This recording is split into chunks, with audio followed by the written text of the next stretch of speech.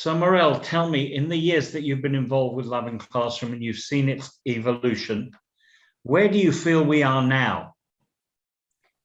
If I look at that evolution, I feel that Loving Classroom, the people around it, you're custodians, we're stewards of something really valuable.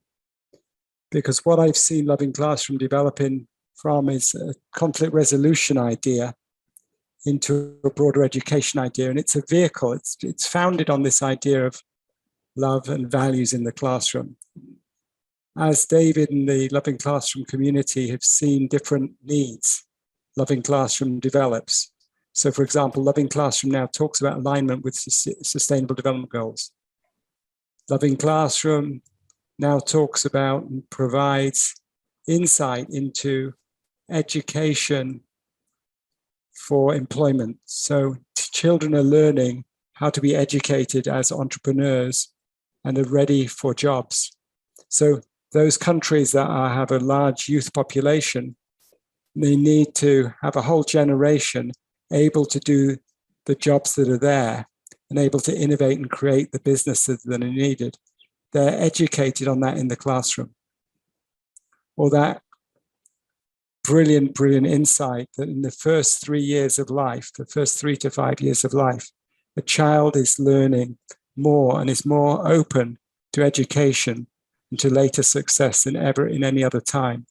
And so Loving Classroom has taken that on board and teaches the 6 to 17-year-olds how to be the teachers for the 0 to 5-year-olds.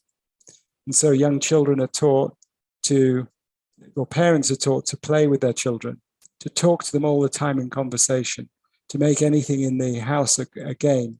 We're seeing amazing results from that. So Loving Classroom is a carrier of the most important ideas in education.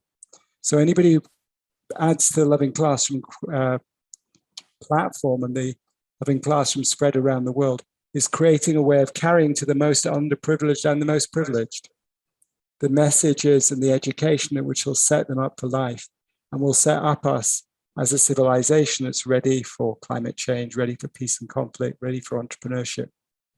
So Loving Classroom, anybody who supports Loving Classroom is supporting that fundamental conduit. And by developing, what I've seen in the last few weeks and months is what I would wish is that, for example, UNICEF would adopt Loving Classroom as a global, not-for-profit vehicle for taking what the world needs from education and bring it into every classroom. And I think that's completely realistic. It's completely practical and it's incredible value for money. So I have an interest in 0 to 3 as an education idea, but it seems to me like the most useful way to carry that to millions of children is through their classroom education. So the many millions more younger siblings and cousins and nieces and nephews are educated in the same way. So I think Loving Classroom is an incredible moment to do something that's really timely and important. And I think somebody who invests in, supports Loving Classroom philanthropically is laying the foundations for a breakthrough, a global breakthrough in education. That answers your question. And there's one other element, I think, which also we've been addressing, and that is future leadership. I have a perspective because of my role in the Coaching Federation that a coaching mindset, a coaching culture, so a coaching mindset is you genuinely believe in the capability of the person you're talking to. Now that's something I see in Loving Classroom.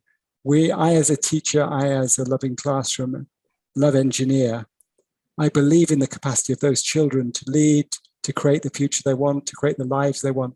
I believe in that. That's a coaching mindset. But we don't in some education systems, and people point a finger and tell, or they ask questions that they don't mean.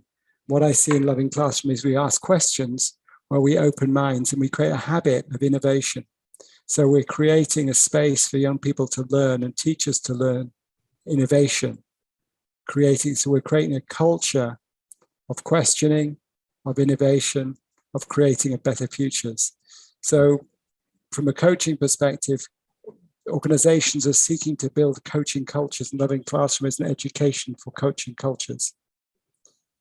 Loving Classroom is creating, I heard the former governor of the UK Bank of England, I believe a couple of days ago on an FT and McKinsey event, and they were talking about the need to mobilize the innovation capability of people and young people and people in the workplace.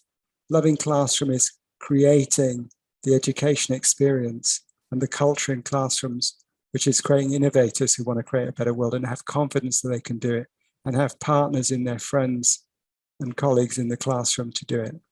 So I really do think that Loving Classroom, I know it was a setup as a question, but Loving Classroom is a fantastic foundation for creating future leadership, which the rest of education builds on. So primary, secondary, tertiary education builds on that.